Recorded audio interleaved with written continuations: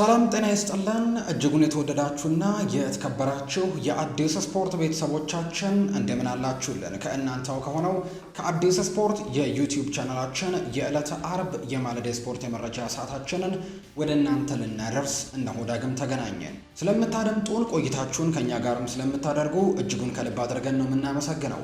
በዛሬ ፕሮግራማችን የተለያዩ ርዕሰ ጉዳዮችን ወደ እናንተ እናደርሳለን። በተለይ ትልልቆቹን የአውሮፓ ክለቦች የተመለከቱ በርከት ያሉ የዝውውር ጉዳዮች እየተሰሙ ይገኛሉ። እነሱን መረጃዎች ነው ወደ እናንተ የምናደርሰው። አርሰናል ቤት ከአጥቂ መስመር ጋር በተያያዘ ተጫዋቾችን ለማስፈረም ጥረቶችን እያደረጉ ይገኛሉ። አሁን ላይ ፊታቸውን ሙሉ ለሙሉ ወደ ቤንጃሚን ሼስኮ ያዞሩ ይመስላሉ። ምክንያቱም የቪክተር ዮከርሽ ደሞዝ በጣም ከፍተኛ እንደሆነ እየተገለጸ ይገኛል። ስለሆነም አርሰናሎች አሁን ላይ ወደ ቤንጃሚን ሼስኮ ፊታቸውን አዙረዋል የሚሉ መረጃዎች እየወጡ ነው። ከዛ በተጨማሪ የሮድሪጎ ጉዳይም እስካሁን እንዳልተወሰነ ነው ዘገባዎች የሚያሳዩት። የአርሰናልን ጉዳዮች በስፋት እንመለከታለን። ማንቸስተር ዩናይትድ ቤት ጥሩ ዜና ለማንቸስተር ዩናይትድ የቪክተር ዮከርሽ ጉዳይ ነው። የተጫዋች የአውሮፓ ቻምፒየንስ ሊግ ባይሳተፉም ማንቸስተር ዩናይትድን መቀላቀል የሚፈልግበትን ፍንጭ ትላንትና ሰጥቷል። ይህን ጉዳይ ደግሞ በስፋት እናነሳለን። የብራያን ምቤሞም ጉዳይን እንዲሁ የምናነሳው ጉዳይ ነው። በርከት ያሉ ጉዳዮች ማንቸስተር ዩናይትድ ቤት አሉ። እነሱን ጉዳዮች እናነሳለን። ማንቸስተር ሲቲ አይት ኑሪን ትላንትና ማስፈረሙን አረጋግጧል ወይም በጣም ተቃርቧል። ከዛ በተጨማሪ የቲጃኒ ራይንደርስ ጉዳይም ያለቀለት ጉዳይ ነው። ሊቨርፑል ቤት፣ ቼልሲ ቤት፣ ሌሎች በርከት ያሉ ስፖርታዊ ጉዳዮችን ዛሬ እናነሳለን። ስለምታደምጡን ስለምትከታተሉን እጅጉን ከልብ አድርገን ነው የምናመሰግነው። ፉአድ ባህሩ ፕሮግራሙን እየመራው ከእናንተ ጋር ቆይታን አደርጋለሁ። ቪዲዮአችንን ላይክ ቻናላችንንም ሰብስክራይብ እያደረጋችሁ ከኛ ጋር አብራችሁ እንድትቆዩ ነው በአክብሮት የምጋብዘው። ይህንን ቪዲዮ ሁላችሁም ላይክ እያደረጋችሁ እንድትጀምሩትና እኛንም እንድታበረታቱን በአክብሮት እንጋብዛለን። ከመሸጋገሪያ በኋላ ተመልሰን እንመጣለን። አብራችሁ ይቆዩ።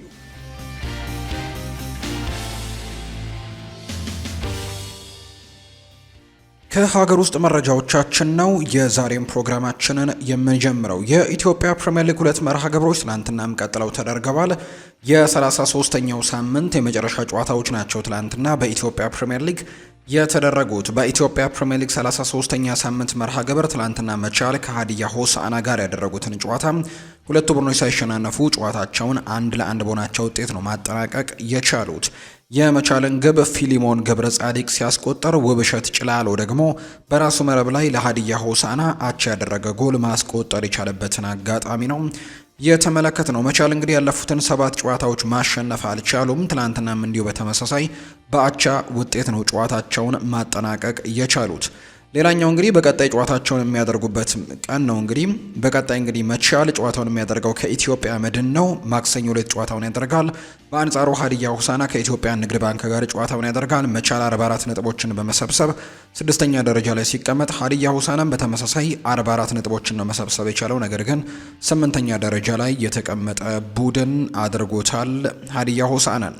ሌላኛው ምሽት ላይ የተደረገው መርሃ ግብር ነው። በኢትዮጵያ ፕሪሚየር ሊግ ሌላኛው የ33ኛው ሳምንት ማገባደጃ ጨዋታ ኢትዮ ኤሌክትሪክ እና ኢትዮጵያ ንግድ ባንክ ያደረጉት ጨዋታ ነበር። ይህ ጨዋታ ምንም አይነት ጎል ሳይቆጠርበት 0-0 በሆናቸው ውጤት ተጠናቋል። የኢትዮጵያ ንግድ ባንክ ያለፉትን 8 ጨዋታዎች ማሸነፍ አልቻሉም። የአምናው ሻምፒዮን እንደነበር እናስታውሳለን። ነገር ግን በዚህ ውድድር ዓመት ጥሩ ነገር እየገጠማቸው አይገኝም። ኢትዮጵያ ንግድ ባንኮች 40 ነጥቦችን ሰብስበው 11ኛ ደረጃ ላይ የተቀመጡት። በአንጻሩ ኢትዮ ኤሌክትሪክ ደግሞ 38 ነጥቦችን ሰብስበው 13ኛ ደረጃ ላይ ነው የተቀመጡት።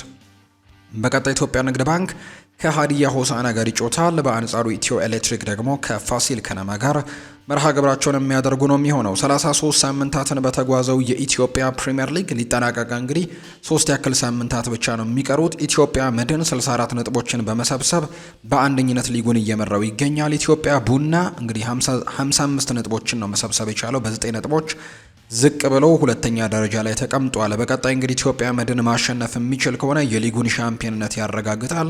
ኢትዮጵያ ቡና በ55 ሁለተኛ ነው። ባህር ዳር ከተማ በ48 ነጥቦች 3ኛ ደረጃ ላይ ተቀምጧል። ሲዳማ ቡና በ46 ነጥቦች 4ኛ ደረጃ ላይ የተቀመጠበትን ውጤት ነው ያስመዘገበው። የወራጅ ቀጠናው ላይ መቀሌ ሰባ እንደርታ፣ አዳማ ከተማ፣ ስሁል ሽረና ወልዋሎ አዲግራት ዩኒቨርሲቲ ይገኛሉ። ስሁል ሽረና ወልዋሎ አዲግራት ዩኒቨርሲቲ መውረዳቸውን ያረጋገጡ ቡድኖች ናቸው። በዘንድሮ የውድድር ዓመት 4 ቡድኖች ከፕሪሚየር ሊጉ እንደሚወርዱ ይታወቃልና መቀሌ ሰባ እንደርታና አዳማ ከተማ ሌሎቹ ወራጅ ቀጠና ላይ የሚገኙ ቡድኖች ናቸው። ከዛ ከፍ ብሎ የሚገኘው ደግሞ ፋሲል ከነማ ነው። ስለዚህ ላለመውረድ በሚደረገው ትግል ደግሞ ትልቅ ትንቅንቅ ይደረጋል ተብሎ ነው የሚጠበቀው። ሁሉም ተቀራራቢ ነጥብ ነው ያላቸው። ለምሳሌ ኢትዮጵያ ንግድ ባንክ 11ኛ ደረጃ ላይ የተቀመጠው ቡድን በቀጣይ ጨዋታ ተሸንፎ መቀሌ ሰባ እንደርታ የሚያሸንፍ ከሆነ እንግዲህ ኢትዮጵያ ንግድ ባንክ ወደ ወራጅ ቀጠናው የሚገባበት እድሉ ሁሉ ጭምር አለው። የ3 ነጥብ ልዩነት ብቻ ነው በማዕከላቸው የሚገኘውና ትልቅ ፉክክር እየተደረገ ይገኛል። በኢትዮጵያ ፕሪሚየር ሊግ የከፍተኛ ግብ አስቆጣሪነቱን እየመራ የሚገኘው የአምናውም የኢትዮጵያ ፕሪሚየር ሊግ ከፍተኛ ግብ አስቆጣሪ የነበረው ኤርትራዊ ዋሊ ሱሌይማን ነው። 19 ግቦችን በማስቆጠር ዘንድሮም ከፍተኛ ግብ አስቆጣሪነቱን እየመራ ይገኛል። የአርባ ምንጭ ከተማው አህመድ ሁሴን 13 ግቦችን አስቆጥሮ ሁለተኛ ነው። ጌታነህ ከበደ ደግሞ በ12 ግቦች 3ኛ ደረጃ ላይ የተቀመጠ ተጫዋች ያደርገዋል። የኢትዮጵያ ፕሪሚየር ሊግ 34ኛ ሳምንት ጨዋታዎች የሚጀምሩት የፊታችን እሁድ ነው፣ ከነገ በስቲያ ማለት ነው። አርባ ምንጭ ከቅዱስ ጊዮርጊስ 9 ሰዓት፣ ስሁል ሽረ ደግሞ ከአዳማ ከተማ ጋር ምሽት 12 ሰዓት ላይ በሚያደርጓቸው ሁለት ጨዋታዎች የኢትዮጵያ ፕሪሚየር ሊግ 34ኛው ሳምንት የሚጀምሩ ይሆናል።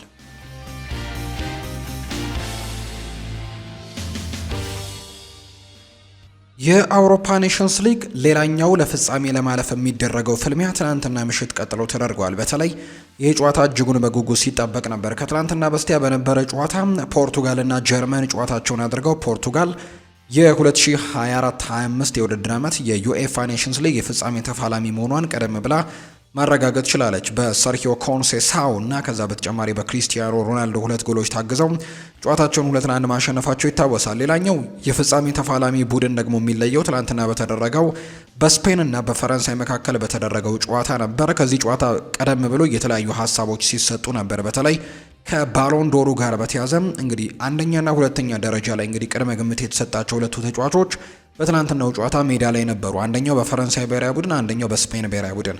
ኦስማን ዴምቤሌ ዘንድሮ በፈረንሳይ ያሉ ዋንጫዎችን ጠራርጓል። የአውሮፓ ቻምፒየንስ ሊግን ጭምር ፓሪስ ሰን ዠርሜን እንዲያሸንፍ ማድረግ የቻለም ትልቅ አስተዋጽኦን ያደረገ ተጫዋች እንደሆነ የምናስታውሰው ነው። ሌላኛው ደግሞ ላሚን ያማል ነው። በግሉ በጣም ምርጥ የሚባል የውድድር ዓመትን አሳልፏል። በጣም ጥሩ ተጫዋች እንደሆነ በዚህ ገና በ17 ዓመቱ ማስመስከር ችሏል። ከዛ በተጨማሪ በስፔን የሚገኙ ውድድሮችን ደግሞ 3 ያክል ዋንጫዎችን አንስቷል። የስፓኒሽ ላሊጋን፣ የኮፓ ዴል ሬ እንዲሁ ደግሞ የስፓኒሽ ሱፐር ካፕ ደ ኢስፓናንም እንዲሁ ጭምር ማሸነፍ የቻለበትን አጋጣሚም ተመልክተን ነበር እና እነዚህ ሁለት ተጫዋቾች ናቸው እንግዲህ የባሎንዶር ኮንቴንደር ተብለው የሚነሱት ወይም ባሎንዶርን ለማሸነፍ ቅድመ ግምት የሚሰጣቸው። አሁን ላይ ያሉ እንግዲህ ስም ዝርዝሮችን ከተመለከትን ላሚን ያማል እና ኦስማን ዴምቤሌን ነው ቅድሚያ የምናገኘው። እነዚህ ሁለት ተጫዋቾችን ያገናኘ ጨዋታ ነበር። ከዛ በተጨማሪ ደግሞ ፈረንሳይና ስፔንም ትልቅ የሚባል እንግዲህ ፉክክር የሚታይበት ጨዋታ እንደሆነ በርካቶች ይገምቱ ነበር። ባለፉት 11 ጨዋታዎች ፈረንሳይ የበላይነት እንዳላት ቁጥራዊ መረጃዎች ያሳያሉ። ስፔን ማሸነፍ የቻለችው 3ቱን ጨዋታ ብቻ ነው። በአንጻሩ ፈረንሳይ ካለፉት 11 ግንኙነቶቻቸው 6ቱን ማሸነፍ የቻለው የፈረንሳይ ብሔራዊ ቡድን ነው። በአንጻሩ 2 ጨዋታዎችን በአቻ ውጤት አጠናቅቋልና ፈረንሳይ ባለፉት የእርስ በርስ ግንኙነቶቻቸው ላይ ጠንካራ ተፎካካሪ እንደሆነች ወይም ደግሞ የበላይነት እንዳላት የሚያሳዩ ቁጥራዊ መረጃዎች ነበሩ። የኔሽንስ ሊግ ደግሞ የትናንትናው ጨዋታ እንግዲህ አንድ ጨዋታ ብቻ ነው የሚደረገው ወይም የደርሶ መልስ የሚባል ነገር የለውም። ጨዋታውን ያሸነፈ በቀጥታ ወደ ፍጻሜው እንደሚያልፍ ይታወቃል። እናም በጉጉት ሲጠበቅ የነበረ ጨዋታ ነበር። ከጨዋታው ቀደም ብሎ ላሚን ያማል አንድ ሀሳብን ሰጥቷል። ባሎን ዶር በዚህ ጨዋታ ይወሰናል የምትሉ ከሆነ ለእኔ ችግር የለብኝም የሚል አይነት ሀሳብን ሰጥቶ ነበር ከትላንትናው ጨዋታ አስቀድሞ። ነገር ግን የፈረንሳይ ብሔራዊ ቡድን ተጫዋች የሆነው ኢብራሂማ ኮናቴ ጭምር በዚህ ጨዋታ የባሎንዶር ሽልማት ወይም በአንድ ጨዋታ ይህ ነገር መወሰን አይችልም የሚል አይነት ሀሳብን ጭምር ሲሰጡ ነበርና በርከት ያሉ ሀሳቦች ከጨዋታው በፊት ተነስተዋል። ትናንትና የፈረንሳይ ብሔራዊ ቡድንና የስፔን ብሔራዊ ቡድን ያደረጉት ጨዋታ ደግሞ ጨዋታውም እንደተጠበቀው በጣም ትልቅ ፉክክር የነበረበት በተለይ በመጨረሻዎቹ ደቂቃዎች ላይ እንግዲህ ቁጭ ብድግ የሚያደርጉ ፉክክሮች ጭምር የተመለከትንበትን አጋጣሚ ነው። ትናንትና የተመለከትነው 9 ግቦችን በትናንትናው ጨዋታ ላይ ብቻ ተመልክተናል። በእርግጥ ስፔን ይህንን ጨዋታ 5-4 በሆነ ውጤት በማሸነፍ ወደ ፍጻሜው ማለፏን ያረጋገጠች ቡድን ሆናለች። ነገር ግን ፈረንሳይም እስከ መጨረሻው ደቂቃ ድረስ አልሸነፍ ባይነትን ያስመሰከሩበት ጨዋታ ሆኖ ትናንትና እንግዲህ ተመልክተናል። በጣም በትልቁ ፉክክር ሲያደርጉ የነበረበት ጨዋታ እንደነበር ትናንትና ተመልክተናል እና እንግዲህ ፈረንሳይ ትናንትና ብትሸነፍም ነገር ግን በጣም ጥሩ ጨዋታን ትናንትና ተመልክተናል። 9 ግቦችን በአንድ ጨዋታ ላይ ተመልክተናል በትናንትናው መርሃ ግብር ላይ። በተለይ ፈረንሳዮች እንግዲህ የመጨረሻዎቹ ደቂቃዎች ላይ ለመንቃት ሞከሩ እንጂ ቀደም ብሎ ይሄ ነገር ቢገጥማቸው ኖሮ በጣም የውጤቱ ለውጥም ሊኖር የሚችልበት አጋጣሚዎች ሁሉ የነበሩበት አጋጣሚን ትናንትና ተመልክተናል። በአጠቃላይ ስፔንና ፈረንሳይ ያደረጉት ጨዋታ በስፔን ነው ይህ ጨዋታ የተደረገው። ስፔን ይህንን ጨዋታ 5-4 በሆነ ውጤት ማሸነፍ ችላለች። የሉዊስ ዴላ ፉዌንቴ ቡድን ወደ ፍጻሜው ማለፉን ያረጋገጠበትን ውጤት ነው ትላንትና ማስመዝገብ የቻለው። ከዛ በተጨማሪ ግቦቹን እንግዲህ ትላንትና ለስፔን ብሔራዊ ቡድን ማስቆጠር የቻሉት ላሚን ያማል ትላንትና 2 ጎሎችን ማስቆጠር የቻለበትን አጋጣሚ ተመልክተናል። ላሚን ያማል ትላንትናም ድንቅ ምሽትን ነው ማሳለፍ የቻለው። በኔሽንስ ሊግ የግማሽ ፍጻሜ ጨዋታ ስፔን 5-4 በሆነ ውጤት ስታሸነፍ ለስፔን ላሚን ያማል 2 ጎሎችን አስቆጥሯል። የአርሰናሉ ሚኬል ሜሪኖ፣ የአትሌቲክ ቢልባው ኒኮ ዊሊያምስ እና የባርሴሎና ፔድሪ እነዚህ 5ቱን ግቦች ያስቆጠሩ የስፔን ብሔራዊ ቡድን ተጫዋቾች ናቸው። ፈረንሳይን ከሽንፈት ያልታደጉ ግቦችን ደግሞ ኬሊያን ምባፔ በፍጹም ቅጣት ምት፣ ራያን ቸርኪ በጣም ቆንጆ የሚባል ጎል ነው ትናንትና ያስቆጠረው። በተለይ የተጫዋች ተቀይሮ ከገባ በኋላ ትልልቅ ለውጦችን መፍጠር ችሏል። ራንዳል ኮሎ ሞአኒ እና እንዲሁ ደግሞ ቪቪያንም ራሱ ላይ ሲያስቆጠር ትልቅ አስተዋጽኦን ያደረገው ሪያን ቸርኪ ነው። በቅርቡ በእንግሊዝ ፕሪሚየር ሊግ በማንቸስተር ሲቲ ልንመለከተው እንደምንችል በርካቶች ግምት እየሰጡ ይገኛሉ። ከራያን ቸርኪና ከኬሊያን ምባፔ በተጨማሪ ራንዳል ኮሎ ሞአኒም ጎል አስቆጥሯል። ሌላኛው የአትሌቲክ ቢልባኦ ስፔናዊው ተከላካይ የሆነው ቪቪያን በራሱ ጎል ላይ ኳስና መረብን አገናኝቶ ጨዋታውን እንግዲህ ስፔኖች 5-4 አሸንፈዋል። ላሚን ያማል በጨዋታው ላይ የጨዋታው ኮከብ በመባልም እንዲሁ ተመርጧል።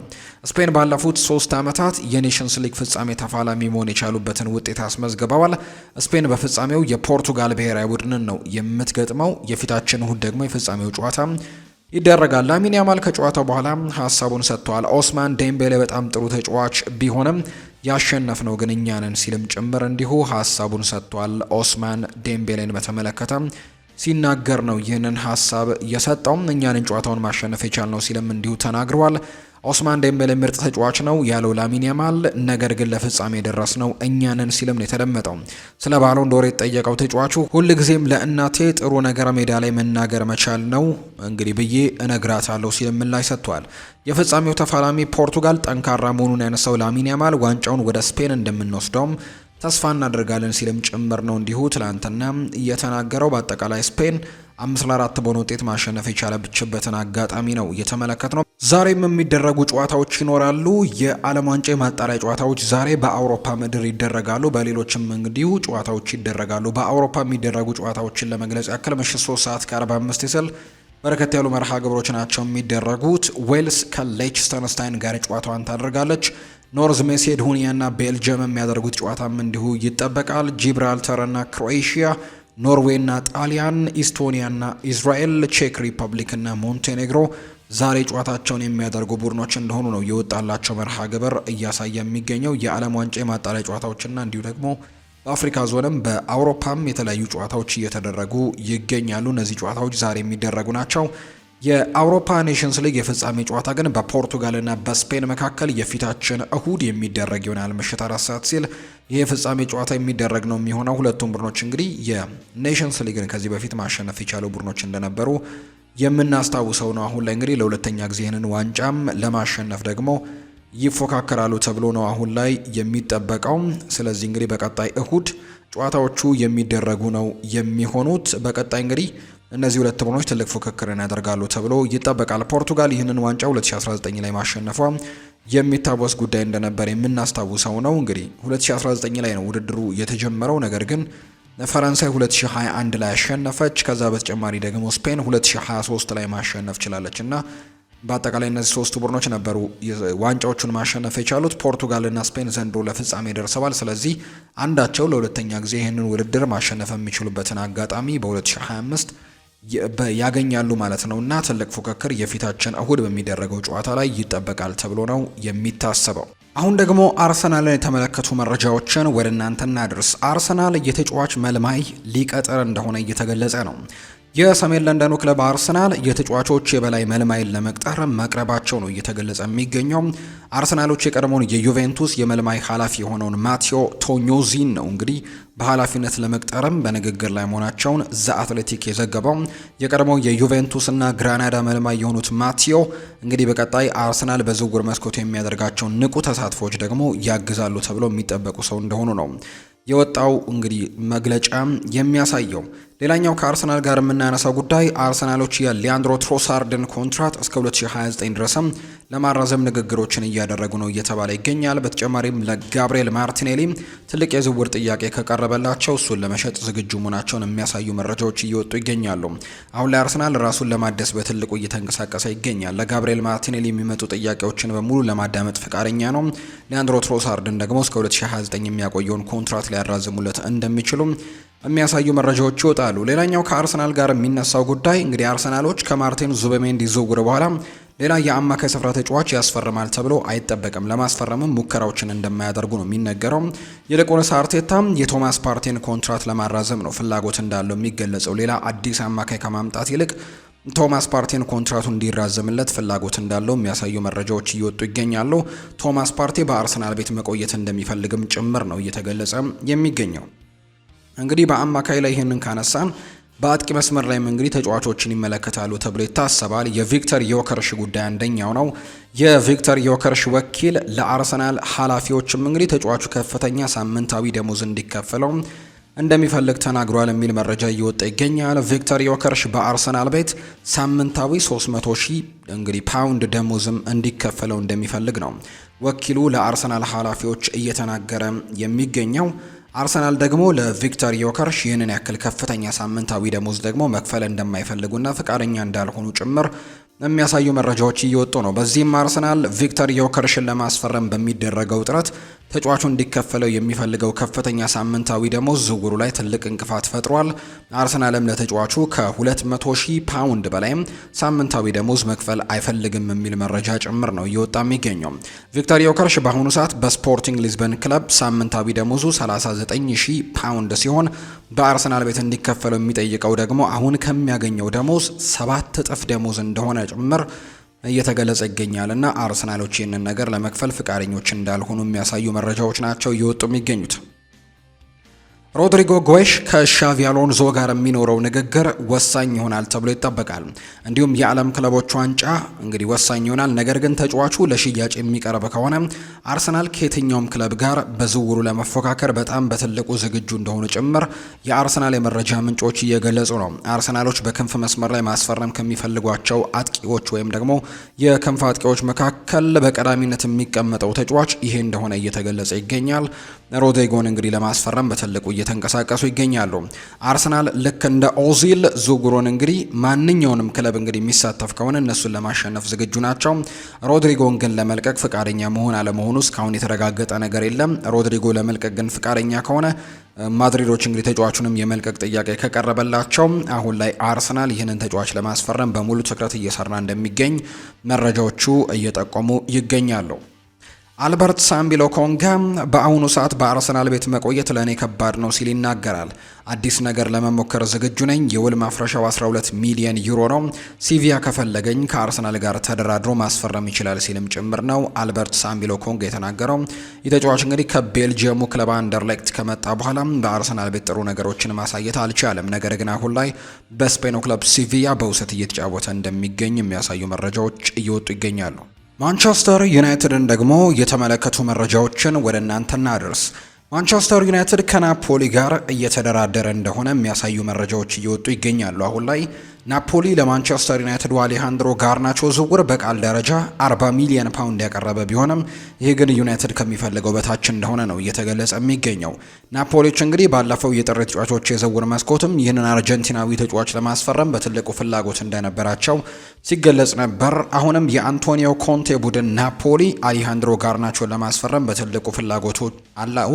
ማንቸስተር ዩናይትድ ደግሞ ተጫዋቹን ለመልቀቅ ፍቃደኛ እንደሆነ ይታወቃል። የዩናይትድ ሰዎች ከአሌሃንድሮ ጋርናቾ ዝውውር 60 ሚሊዮን ፓውንድ አካባቢ ይፈልጋሉ። ነገር ግን 55 ሚሊዮን ፓውንድም ናፖሊዎች ካቀረቡ ምናልባት ስምምነቱ ሊሳካ የሚችልበት እድል እንዳለ ነው ቤን ጃኮብስ መረጃውን እያጋራ የሚገኘው። ዩናይትዶች አሌሃንድሮ ጋርናቾን በዚህ የዝውውር መስኮት እንደሚሸጡት ግን በርካቶች እርግጠኛ እየሆኑ ነው። ማንቸስተር ዩናይትድ ከጋርናቾ ከማርከስ ራሽፎርድ እና እንዲሁ ደግሞ ከአንቶኒ ሽያጭ የሚገኙ ገንዘቦች በፊት መስመር አጥቂና እንዲሁ ደግሞ በ8 ቁጥር ቦታ ላይ ያውሉታል ተብሎ ይጠበቃል። ሁለቱ ቦታዎች ላይ በትክክል ተጫዋቾችን ለማምጣት የእነዚህ ሰው ተጫዋቾች ሽያጭም በትልቁ ሊያግዛቸው እንደሚችል ይነገራል። ማንቸስተር ዩናይትድ በፊት መስመር አጥቂነትና እንዲሁ ደግሞ በ8 ቁጥር ቦታ ላይ የሚጫወቱ ተጫዋቾችን ለማምጣት የጋርናቾን የራሽፈርድንና የአንቶኒን ሽያጭ እየተጠባበቁ እንደሚገኙ ነው ዘ አትሌቲክ መረጃውን ያጋራው። የቤን ጃኮብስ መረጃ እንደሚያሳየው ከሆነ ደግሞ የሩበን አሞሪም ቁጥር 1 የፊት መስመር ምርጫ ቪክተር ዮከርሽ ነው። ይህንን በተደጋጋሚ ለክለቡ ይፋ አድርጓል። ከተጫዋቹ ጋርም ለረጅም ጊዜ ቀጥተኛ ንግግሮችን እያደረገ እንደነበርም ይነገራል። ኩኛን ያሳመነው ሩበን አሞሪም ነው። ኤምቤሞንም እንደዛው አድርጓል። አሁን ላይ ደግሞ ቪክተር ዮከርሽን ወደ አንድ ክለብ ለማዘዋወርም ግዴታ የቻምፒየንስ ሊግ ተሳታፊ መሆን የለበትም ብሎ እንደሚያምንም ተገልጿል። ዩናይትድ ለዚህ ዝውውር የሚያስፈልገውን 60 ሚሊዮን ፓውንድ ነው። አሁን ላይ እንግዲህ የብሪያን ኤምቤሞን ዝውውር ለመጨረስ እየሰሩ የሚገኙት ክሪስቶፈር ቪቬል እና ጄሰን ዊልኮክስ ቀጣይ ስራቸው ቪክተር ዮከርሽን ማምጣት እንደሆነም ጭምር በርካቶች እየገለጹ እንደሆነ ነው ዘገባው የጠቆመው። ሌላኛው ከማንቸስተር ዩናይትድ ጋር የሚነሳ ጉዳይ በማንቸስተር ዩናይትድ ውስጥ ያሉ በርከት ያሉ ሰዎች እንደሚናገሩት ከሆነ ዩራጓዊው ማኑኤል ኡጋርቴ ለሩበን አሞሪም የአጨዋወት ስልት ሁነኛው ሰው እንደሆነ ይነገራል። ከዚህ በፊት በእርግጥ በስፖርቲንግ ሊዝበን እነዚህ ሁለት ሰዎች አንድ ላይ ሰርተዋል። አሰልጣኝ ሩበን አሞሪም እና ዩራጓዊው ማኑኤል ኡጋርቴ ወደ ፓሪስ ሰን ዠርሜን ከማምራቱ በፊት ማለት ነው። አሁን ላይ በማንቸስተር ዩናይትድ ቤት በድጋሚ ተገናኝተዋል። ማኑኤል ኡጋርቴ ለሩበን አሞሪም የጨዋታ ስልትም ዋና ሰው እንደሚሆን በርካቶች እያመኑ ነው። ተጫዋቹ በቀጣይ የውድድር ዘመን በመሃል ክፍሉ ላይ ቁጥር 1 ተመራጭ ይሆናል ተብሎ እንደሚጠበቅም የሚያሳዩ መረጃዎች ናቸው እየወጡ የሚገኙት። ራስመስ ሆይለንድ በማንቸስተር ዩናይትድ ቤት ያለው የእስካሁኑ ቆይታ አመርቂ እንዳልነበር ተረድቷል። ይህንን ተከትሎ ተጫዋቹ በዚህ ክረምት ወደ ሴሪኤ ለመመለስ ነገሮችን እያጤነ ነው ተብሏል። ኢንተር ሚላን ደግሞ የዴንማርካዊው አጥቂን ሁኔታ በቅርበት እየተከታተለ እንደሚገኝ ነው አልፍሬዶ ፔዱላ መረጃውን ያጋራው። በአንጻሩ ዴይሊ ስፖርት ደግሞ ሲናገር ራስመስ ሆይለንድ ኢንተር ሚላንን ለመቀላቀል ፈቃደኛ ነው ሲልም ጭምር ነው እንግዲህ ኮሪዮር ዴሎ ስፖርት እየተናገረ የሚገኘው። ኢንተር ሚላን ተጫዋቹን ለማስፈረምም ከማንቸስተር ዩናይትድ ጋር ድርድሮች ይጀምራሉ ተብሎ ይታሰባል። ኢንተር ተጫዋቹን በቅድሚያ በውሰት ውል እናም በ45 ሚሊዮን ፓውንድ የመግዛት አማራጭም ባለው ስምምነት ለማስፈረም ጥረት ላይ መሆናቸው ጭምር እየተነገረ ነው። ማንቸስተር ዩናይትድ በበኩሉ ተጫዋቹን በቋሚ ውል መሸጥ እንደሚፈልግ ነው ጋዜጣ ዴሎ ስፖርት እየዘገበ የሚገኘው። አይደን ሄቨን ይናገራል። ወደ ካሪንግተን በመጣውበት የመጀመሪያ ቀን ሜሰን ማውንት ወደኛ መጥቶ ራሱን አስተዋወቀኝ። እናም ከእርሱ ጋርም ጥሩ የ10 ደቂቃ ንግግር አደረግኩኝ። እናም በአርሰናል በነበርኩበት ወቅት በቅድመ ውድድር ዝግጅት ጊዜ ከእርሱ ጋር ስንጫወት የወረድኩበትን ተክል አስታውሶ ገድለኸኝ ነበር ብሎ ሀሳቡን ነገረኝ። እናም እኔ ሜሰን ማውንትን እጅግ ጥሩ ጓደኛሞች እንደሆንን መናገር እፈልጋለሁ። በተጨማሪም አንበላችን ብሩኖ ሚጌል ፈርናንዴዝም ከቡድኑ ጋር በደንብ እንድንላመድም እጅጉን ረድቶኛል። ፓትሪክ ዶርጉም በተመሳሳይ እርሱና እኔ በተመሳሳይ ሳምንት ነበር ለዚህ ክለብ ፊርማችንን ያኖር ነው። እናም ከዚያ ጊዜ ጀምሮ ጥሩ ግንኙነት አለን ሲልም ነው አይደን ሄቨን የተናገረው። ሩበን አሞሪም እርሱ የሚከተለው የጨዋታ ስልት ለእኔ እንደሚስማማ ቀድሞውኑ አስረድቶኝ ነበር። በባክስሪ የጨዋታ ሲስተም እኔ የግራውን ቦታ በመያዝ ነው የምጫወተው። እናም ይሄ ደግሞ በይበልጥ ከኳስ ጋር ብዙ ግንኙነት እንዲኖረኝ ያደርጓል። ከኳስ ጋር ያለኝ እንቅስቃሴና ፍጥነትም አንዱ ጥንካሬ ነው።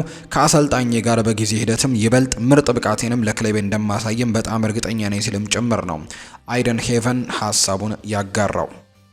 ባርሴሎናን የተመለከተ መረጃን እናንሳ። ላሚን ያማል የአመቱ ምርጥ ተጫዋች ተብሎ ተሸልሟል። ስፔናዊው የባርሴሎና የፊት መስመር ተጫዋች የሆነው ላሚን ያማል የስፔን ላሊጋ የውድድር አመቱ ምርጥ ወጣት ተጫዋች በመባል ነው መመረጥ የቻለው። ላሚን ያማል ለባርሴሎና ባደረጋቸው 35 የሊግ ጨዋታዎችም 9 ግቦችን አስቆጥሮ 13 ለግብ የሆኑ ኳሶችንም አመቻችቶ ማቀበል ችሏል። ከባርሴሎና ጋር የሀገር ውስጥ የሶስትዮሽ ዋንጫን ያሳካው ላሚን ያማል ለባሎንዶር ከታጩ ተጫዋቾች መካከልም አንደኛው እንደሆነ የሚታወቅ ጉዳይ ነው። ማርክ አንድሬ ቴር ሽቴገን በክለቡ ባለው ሁኔታ በጣም ተበሳጭቷል። ምንም እንኳን ለሱ የተነገረው ነገር ባይኖርም ስለ ወደፊት ህይወቱ ከሃንስ ፍሊክና ከዴኮ ጋር ለመነጋገርም አስበዋል። ግብ ጠባቂው መውጣቱ እንዲሁ በቀላሉ ማድረግም አይፈልግም ነው እየተባለ የሚገኘው። በ2025 ጥሩ ጅምር አድርገህ ነበር። እናም ደግሞ በኮፓ ዴል ሬም የጨዋታው ኮከብ ሽልማትን አሸንፋል። ከዛ ምን ተፈጠረ ተብሎ ጥያቄ ቀርቦለት ነበር ፓብሎ ቶሬ ከዚያ በኋላ ብዙ ተጨማሪ ደቂቃዎችን መጫወት እችል ነበር ብዬ አስባለሁ። እነሱን ያገኘኋቸው ነው። ብዙ ውድድር ነበር፣ እናም ለመግባባት አስቸጋሪ ነበር። ነገር ግን ሃንስ ፍሊክ በዚያ በኩል ፍትሐዊ እንዳልሆነ አስባለሁ። እናም ደግሞ ከእሱ ጋር ባደረኩት ንግግር ነግሬዋለሁ። የፍሊክን ውሳኔ አከብራለሁ፣ ነገር ግን ለእኔ ፍትሐዊ እንዳልሆነ ግን አስባለሁ ሲል ነው ፓብሎ ቶሬ የተናገረው። ባርሴሎና ለወንቸክ ሼዝኒ ኮንትራት እስከ ሰኔ 2027 ለማራዘም ማቀዱን አረጋግጧል። መደበኛ እርምጃዎችም ግን አልተጠናቀቁም፣ ነገር ግን ስምምነት አለ። ባርሴሎና ዮሃን ጋርሲያን ካስፈረመ በኋላ ከሼዝኒ ጋር መቀጠል እንደሚፈልግ ነው ፋብሪዚዮ ሮማኖ ያረጋገጠው። የሊቨርፑልን ጉዳዮች እናንሳ። አልናስር ገና ጨረታ አላቀረበም፣ ነገር ግን የሊቨርፑልን ውሳኔ ለማክበር 85 ሚሊዮን ዩሮ ለማቅረብ ዝግጁ ናቸው ተብለዋል። ሉዊስ ዲያዝም ለመውጣት ክፍት ነው፣ ነገር ግን ሊቨርፑል አሁንም እንደ አስፈላጊ ተጫዋች አድርገው ይመለከቱታል። እናም ይህን ለባርሴሎና በድጋሚም ተናግረዋል። ባርሴሎና ጥያቄዎችን አቅርበው ነበር፣ ነገር ግን ውድቅ እንደተደረገባቸው የምናስታውሰው ነው። ኢብራሂማ ኮናቴ በአዲሱ የቡድን አጋሩ ጀረሚ ፍሪምፖንግ ላይ ሀሳቡን ሰጥቷል። ከትሬንት ጋር ሲወዳደር እሱ የተለየ ነው። ይህ በእርግጠኝነት ነው፣ ምክንያቱም እነሱ የተለያዩ ተጫዋቾች ናቸው። ነገር ግን በእሱ ደስተኛ ነኝ። እሱ ጥሩ ሰው ነው። በጣም አስቂኝ ሰው እንደሆነም አውቃለሁ። በሊቨርፑል ሲመጣም ደስታን እመኝለታለሁ። ስለ እሱ ምንም ጭንቀት የለኝም ሲልም ጭምር ነው እንዲሁ የተናገረው። ኢብራሂማ ኮናቴ በአርነ ስሎት ላይም ሀሳቡን ሰጥቷል። እሱ ትንሽ ለየት ያለ የመጫወቻ ፍልስፍና አለው። የበለጠ ትኩረት ለመገንባትም ጨዋታ ላይና ኳሱን ትንሽ በመያዝ ላይም ነው። እሱ ግን የተለየ ነገር እንድንቀይርም አልጠየቀኝም ሲልም ጭምር የተናገረው። ጄሚ ካራገር በአንጻሩ ሊቨርፑል በቀጣይ መመልከት ያለበት የመሀል አጥቂን ማስፈረም ነው። ከነዚህ ሶስቱ ዝውውሮች ደግሞ ፍሎሪያን ቨርትስ፣ ጀረሚ ፍሪምፖንግ እና ሚሎስ ኪርኬዝ ተጨማሪ ዝውውሮችን ብንመለከት አልደነቅም። ቀጣዩ ተጫዋች የመሀል አጥቂ እንደሚሆን እርግጠኛ ነኝ ብሏል። ሊቨርፑሎች ደግሞ በመሀል አጥቂነት አሁን ላይ የቸልሲን የዝውውር እንቅስቃሴን ሁጎ ኤኬቴኬንም ለመውሰድ ሙከራዎችን እያደረጉ ነው። ቸልሲ በዋነኝነት የዚህ ተጫዋች ማለትም የሁጎ ኤኬቴኬ ፈላጊ እንደሆነ ይነገራል። ነገር ግን ሊቨርፑል ይህንን ዝውውርም ቀድሞ መጨረስ ፍላጎቱ እንዳለው ጭምር ነው እየተገለጸ የሚገኘው። የሪያል ማድሪድን ጉዳዮች እናንሳ። ፍራንኮ ማስታንቱኖን ለማስፈረም ቀዳሚው ክለብ ከሳምንታት በፊት ፓሪስ ሰን ዠርሜን እንደነበር ይነገራል። ፓሪስ ሰን ዠርሜን ይህንን ተጫዋች ለማስፈረም በጣም በትልቁ ቀርቦ ነበር ከሳምንታት በፊት በነበሩ ድርድሮች። በዛን ወቅት ሉዊስ ኤንሪኬ ደውለውለትም እንዳወሩት ጭምር ይነገራል። ይሄ የሆነው እንግዲህ ከአውሮፓ ቻምፒየንስ ሊግ ፍጻሜ አስቀድሞ እንደነበር ነው የተገለጸው። ሆኖም ግን አሁን ላይ ነገሮች ተቀይረዋል። ሪያል ማድሪድ ማስታንቱኖን ለማስፈረም ፈጥኖ በመንቀሳቀሱ ነገሮች ተቀይረዋል ተብሏል። ሻቪ አሎንዞ ደውሎ አነጋግሮታል። ማስታንቱኖን ለማስፈረምም ሂደት ውስጥ የማድሪድ ማኔጅመንትም ሰው የሚሆኑት እንግዲህ ጂሚ ካላፋትም አሁን ላይ ሆነኛው ሰው እንደሆኑ ይነገራል። ከዚህ ቀደም ጂኒ ካላፋት እንደ አርዳ ጉለር፣ ጁድ ቤሊንጋም እና ኤንድሪክ የመሳሰሉ ከዋክብትንም ማስኮብለሉ የሚታወስ ነው። አሁንም ማስታንቱኖን ለማስፈረም ትልቅ እንቅስቃሴ ማድረጉን ነው ፋብሪዚዮ ሮማኖ በዩቲዩብ ገጹ ላይ መረጃውን ያጋራው። ሌላኛው ከሪያል ማድሪድ ጋር የሚነሳው ጉዳይ ደግሞ የሉካ ሞድሪች ጉዳይ ነው። ኤሲ ሚላን የሉካ ሞድሪች የሕክምና ምርመራን የመጀመሪያ ዙር በሚቀጥለው ሳምንት በክሮኤሽያ ያደርጓል። ሞድሪች በዝውውሩ ዙሪያ እንግዲህ ከተስማማ ሁሉም ነገር ከዓለም እንግዲህ ኔሽንስ ሊግ ጨዋታዎች በኋላም ይከናወናል ተብሎ እንደሚጠበቅ ነው ፋብሪዚዮ ሮማኖ የገለጸው። ሞድሪች ወደ ኤሲ ሚላን ካቀና በኋላ በሪያል ማድሪድ ይከፈሉ የነበረው አመታዊ ደሞዝ ላይ 3 ሚሊዮን ዩሮ ቅናሾች ይኖራሉ ተብሎ ይጠበቃል። ሪያል ማድሪድ ሮድሪጎን ለመሸጥ ካሰበና ተጫዋቹ በገበያው ውስጥም ከሆነ አርሰናል ትልቅ የፋይናንሻል ጥያቄ ለማቅረብ ፈቃደኛ እንደሆኑ ሮድራ የተባለው የመረጃ ምንጭ ደግሞ አጋርቷል። አልቫሮ ሮድሪጌስ ወደ ሪያል ማድሪድ ተመልሷል። ማርካ በትላንትናው ዕለት ጋዜጣው ላይ ባወጣው መረጃ መሰረት 20 ዓመቱ ላይ የሚገኘው ታዳጊው አልቫሮ ሮድሪጌስ በሄታፌ የውሰት ውሉ ከተጠናቀቀ በኋላ ዳግም ወደ ስፔኑ ክለብ ሪያል ማድሪድ መመለሱን አስታውቋል። ተጫዋቹ ወደ ማሬንጌው ክለብ የመመለሱ መረጃም ከስፔኑ ጋዜጣ ማርካ አንደበትም እንዲሰሙ እንግዲህ የተነገረበት ሁኔታ ነው ያለው። ከቫልዴባስ ራቅ ያለ ቦታ ላይ አዲስ ፈተናን ለመጋፈጥ እቅድ መንደፉንም ነበር የገለጸው። ታዳጊው ተጫዋች በክለቡ ቤት ያለው ውልም እስከ 2027 እያሰራ ሲሆን፣ ይሁን እንጂ አልቫሮ ፈርናንዴስ ከሪያል ማድሪድ ክለብ ውጪ ስላለው የወደፊት እጣ ፈንታና አሁን ስላለበት ሁኔታ ከክለቡ ጋር ውይይት ለማድረግም እየተጠባበቀ እንደሚገኝ ጭምር ነው እየተገለጸ የሚገኘው። ማንቸስተር ሲቲን ደግሞ እንመልከት። ሁልጊዜም ማሸነፍ ይሰለቻል ብሏል ፔፕ ጓርዲዮላ። የማንቸስተር ሲቲ ዋና አሰልጣኝ ፔፕ ጓርዲዮላ አንዳንድ ጊዜ ጨዋታዎችን እየተሸነፉ መበሳጨት እንደሚፈልጉም ጭምር ነው የገለጹት። ጨዋታ ተሸንፌ መጎዳት፣ መበሳጨት፣ እንቅልፍ ማጣት እንዲሁም ምግብ ማቆም እፈልጋለሁ ሲሉም አሰልጣኝ ፔፕ ጓርዲዮላ ተናግረዋል። አሰልጣኝ ጓርዲዮላ አክለውም ሁልጊዜ ማሸነፍ ይሰለቻል፣ ድል ጣፋጭ የሚሆነው ሽንፈትም ሲኖር ጭምር ነው ሲል አስተያየቱን ሰጥቷል። በሌላ በኩል አሰልጣኝ ፔፕ ጓርዲዮላ በሰጡት አስተያየት በዓለም ዋንጫ አንድ ብሔራዊ ቡድን ይዘው ማሰልጠንና ዓለም ዋንጫን ማሸነፍ እንደሚፈልጉም ገልጸዋል። ካርሎ አንቸሎቲ እንኳን ሪያል ማድሪድን ለቀቀ ደስ ብሎኛል፣ ምክንያቱም ሁልጊዜም ያሸንፈኝ ነበር ሲሉም ነው ፔፕ ጓርዲዮላ እንዲሁ የተናገሩት። ቲጃኒ ራይንደርስም ይናገራል። ኳሱን ከማግኘቱ በፊት ኬቨን ደብሮይና ዙሪያውን ከሚቃኝበት መንገድ ብዙ ተምሬያለሁ። አባቴ ጠቆሞኝ፣ ከዚያን ጊዜ ጀምሮ ለሱ ትኩረት መስጠት ጀመርኩኝ። ደብሮይና ሲጫወት ከተመለከትኩ በኋላ እያንዳንዱን ጨዋታ ተግባራዊ ያደርጋለሁ። ደብሮይና በጣም ጥሩ ተጫዋች ነው። ማንቸስተር ሲቲን ስትመለከትም በመጀመሪያ ከምትመለከታቸው ተጫዋቾች የመጀመሪያው ይኸው ቤልጅማዊ ኬቨን ደብሮይና ነው ሲልም ነው ኔዘርላንዳዊው ቲጃኒ ራይንደርስ ሀሳቡን የሰጠው።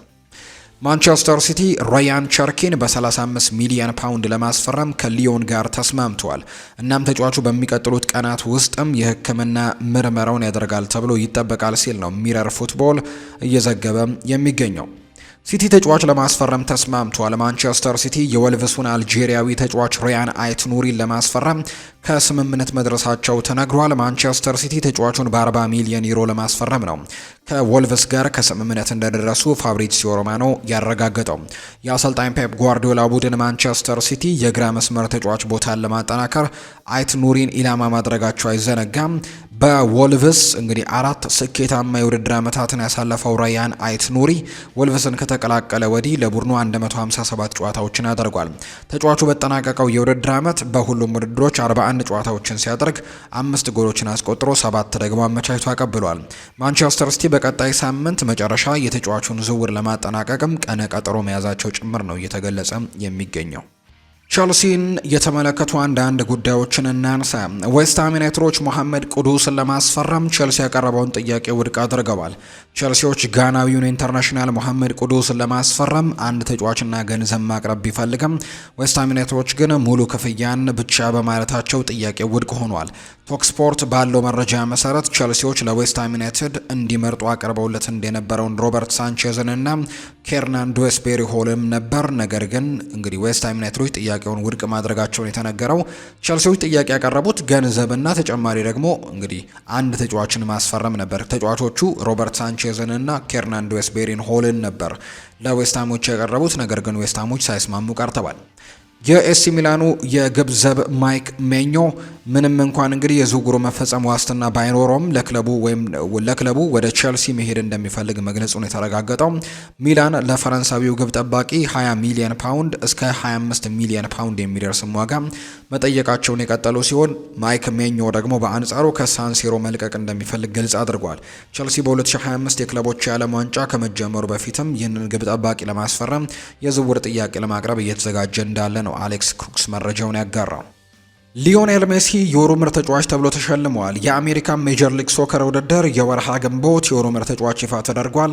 በዚህ መሰረትም የኢንተር ማያሚው የፊት መስመር ተጫዋች ሊዮኔል አንድሬስ ሜሲ የሜጀር ሊግ ሶከር የወሩ ምርጥ ተጫዋች ተብሎ መመረጥ ችሏል። ሊዮኔል ሜሲ በወሩ ባደረጋቸው 7 ጨዋታዎች 7 ግቦችን አስቆጥሮ 4 ደግሞ ለጎል የሆኑ ኳሶችን አመቻችቶ ማቀበል ችሏል። አርጀንቲናዊው ኮከብ ሊዮኔል ሜሲ የአሜሪካ ሜጀር ሊግ ሶከር የወሩ ምርጥ ተጫዋች ተብሎ ሲመረጥም ለሶስተኛ ጊዜ ነው። ኢንተር ማያሚ በአሜሪካ ሜጀር ሊግ ሶከር 29 ነጥቦችን በመሰብሰብ 3ኛ ደረጃ ላይ የተቀመጠ ቡድን ነው። ኡዝቤኪስታን ለዓለም ዋንጫ አልፋለች። ኡዝቤኪስታን ለቀጣዩ የ2026 የአሜሪካ ሜክሲኮና ካናዳ ዓለም ዋንጫ ውድድር ማለፏን አረጋግጣለች። ኡዝቤኪስታን በታሪክ ለመጀመሪያ ጊዜ ትልቅ ቦታ ከሚሰጠው ለዓለም ዋንጫ ማለፍ ችላለች። ሀገሪቱ ትላንትና በማጣሪያው ከተባበሩት አረብ ኤምሬትስ ጋር አቻ መለየቷን ተከትሎ የአንድ እንግዲህ ነጥብ በማግኘት የምድብ ጨዋታ አንድ እየቀራት ለዓለም ዋንጫው መብቃቷን አረጋግጣለች። የኡዝቤኪስታን ብሔራዊ ቡድን ለዓለም ዋንጫው ማለፉን ያረጋገጠ 5ኛው ብሔራዊ ቡድን ሆኗል። የመካከለኛ ኤዥያ ሀገር ኡዝቤኪስታን እንደ አውሮፓውያኑ አቆጣጠር 1991 ከሶቪየት ህብረት እንግዲህ ነጻነቷን አግኝታ እንደነበረ የምናስታውሰው ነው። ይህንን ተከትሎ ኡዝቤኪስታን ከዩክሬን፣ ሩሲያ በመቀጠልም የዓለም ዋንጫን ያለፈች 3ኛዋ የቀድሞው የዚህ አባል ሆናለች። ኡዝቤኪስታን ለዓለም ዋንጫ ያለፈች የመጀመሪያዋ የባህር በር ለማግኘትም ቢያንስ 2 ሀገራትን መሻገር የሚያስፈልጋት እንግዲህ ደብል ላንድ ሎክድ የሚባሉት ሀገራት መካከል ናትና ከነዛ መካከል አንዷ ሆናለች እዚህ ዓለም ዋንጫ ላይ በመሳተፍ። የቀድሞ የአርሰናል ተጫዋች እስር ተፈርዶበታል። የቀድሞ የአርሰናል የፊት መስመር ተጫዋች የሆነው ጃይ ኢማኑኤል ቶማስ የ4 ዓመታት ነው የተፈረደበት። የቀድሞ ተጫዋቹ 60 ኪሎ ግራም የሚመዝን እንግዲህ አላስፈላጊ ነገሮችን ይዞ ተገኝቷል በሚል ነው ቅጣቱ የተላለፈበት። ተጫዋቹ እንግዲህ ከፍቅረኛው ጋር በመሆን ሙከራውን እንዳደረገ ሲገለጽ ጥፋተኛነቱን ማመኑ ነው የተዘገበው። እስር ቤትም 9 ወራት ያሳለፈው ይህ የ34 ዓመቱ ተጫዋች በቀጣይ ቢያንስ በ19 ወራትም እስር እንደሚጠብቀው ተነግሯል። ተጫዋቹ ባለፈው ዓመት ሲቀርብበትም እንግዲህ ሲጫወትበት የነበረው ክለቡ ግሪክ ሞርተንን አሰናብቶት እንደነበረው የምናስታውሰው ነው። ሌላኛው 2 የመጨረሻ መረጃዎችን ወደ እናንተ እናደርስ ውድ ቤተሰቦቻችን። እነዚህም ደግሞ የመጀመሪያው ኒውካስል ዩናይትድ የፕሪሚየር ሊጉን ኮከብ ይፈልጋል የሚል መረጃ እየወጣ ነው። ሊቨርፑልም በዝውውሩ ላይ ትልቅ ሚና ሊጫወት እንደሚችል እየተነገረ ይገኛል። ኒውካስል ዩናይትዶች የማንቸስተር ሲቲውን ኮከብ ጃክ ግሪሊሽን በክረምቱ የዝውውር መስኮት የማስፈረም ፍላጎት ያላቸው ሲሆን ሊቨርፑሎች በዝርዝሩ ላይ ትልቅ ሚና ሊጫወቱ ይችላሉ። እንደ ቀድሞ የፕሪሚየር ሊግ ስካውት ሚኪ ብራውን ገለጻ ከሆነ ሊቨርፑል የኒውካስል ዩናይትዱን አጥቂ አንቶኒ ጎርደንን እየተከታተለ ነው። እናም ማክፓይሶቹ ጎርደንን ክለቡን እንግዲህ የሚለቅ ከሆነ ጎርደንን ለመተካት ግሪሊሽን ማዘወር ይፈልጋሉ። ሚኪ ብራውን ሊቨርፑል የቀድሞ የኤቨርተኑን አጥቂ እየተመለከቱ እንደሆነ ተናግሯል። የዝውውር መስኮቱ ሲከፈትም ጎርደንን ሊያመጡት ይፈልጋሉ። ሊቨርፑል በክረምቱ የአጥቂ ክፍል ውስጥም የበለጠ ጥልቀትን መጨመር ይፈልጋሉ። ጎርደንም ጠቃሚ ግዥ ይሆናል ተብሎ ነው የሚጠበቀው። ሚኪ ብራውን ሲናገር የአንቶኒ ጎርደን ኒውካስል ዩናይትድን መልቀቅ እንግዲህ ለጃክ ግሪሊሽም በር ይከፍታል ተብሎ ነው የሚታሰበው። ሊቨርፑሎች እሱን እየተመለከቱት ነበር። የዝውውር መስኮቱ ሲከፈትም ሊንቀሳቀሱ ይችላሉ። ስለዚህም ኒውካስል ዩናይትድ አንቶኒ ጎርደንን ካጡ ጃክ ግሪሊሽን ከማንቸስተር ሲቲ በቋሚነትም ሆነ በውሰት ለማምጣትም ከሚያልሟቸው ስሞች አንደኛው ነው። ማንቸስተር ሲቲ የሚፈልገው የጃክ ግሪሊሽን ሽያጭ ነው። የሊቨርፑል አንቶኒ ጎርደንን የሚያመጡ ከሆነ በዝውውር ውስጥም ትልቅ ሚና ሊጫወቱ ይችላሉ። ጃክ ግሪሊሽ ለኒውካስል ጠቃሚ ጭማሪ ይሆናል ተብሎ ነው የሚታሰበው። ስለሆነ ሁለቱ ዝውውሮች ይፈጸሙ እንደሆነ የሚጠበቅ ጉዳይ ነው። ይህ በእንዲህ እንዳለ ግሪሊሽ በማንቸስተር ሲቲ የሚጠበቀውን ያክል መሆን አልቻለም። በዚህ ክረምትም ሊለቁት ይፈልጋሉ። በኒውካስል ዩናይትድ ውስጥም በቋሚነት ስምምነቱን መፈጸም ይፈልጋል። የ29 ዓመቱ ተጫዋች ቅርጹንና በራስ የመተማመን ስሜቱን ማስተካከል ከቻለ ለማክፓይሶቹ በጣም ጠቃሚ ግዢ ሊሆን እንደሚችል ነው የሚታመነው። ኒውካስል ዩናይትዶች ትልቅ ዓላማ ያለው ፕሮጀክት አላቸው። እናም ለቀጣዩ የውድድር ዘመንም ቻምፒየንስ ሊግ ማለፋቸውን አረጋግጠዋል።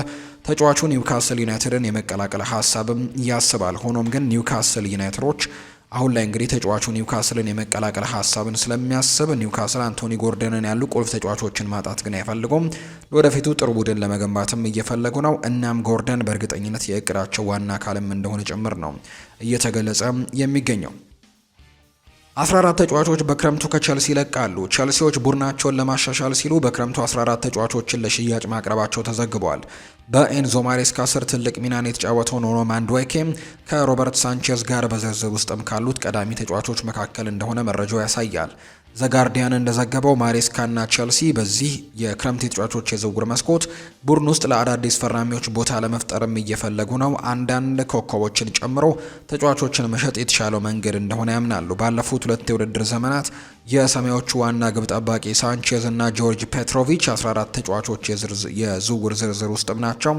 ቸልሲዎች አዲስ ግብ ጠባቂ ለማምጣትም እየፈለጉ እንደሆነና ለሁለቱ ተጫዋቾችም ጥሩ ዋጋ ካገኙ ለመሸጥ ፈቃደኞች እንደሆኑ ተነግሯል። እንዲሁም ሬናቶ ቪጋ፣ ቤን ቺልዌል፣ አክሰል ዲሳሲ በጥር ወር በውሰት የወጡ ሲሆን በክለቡ የወደፊት እቅድ አካል አይደሉም። ፖርቱጋላዊው ኮከብ ሬናቶ ቪጋ ባለፈው ክረምትም ከባትሴል ቢቀላቀልም ከክለቡ ጋር እንደሚለያይ ነው የሚጠበቀው።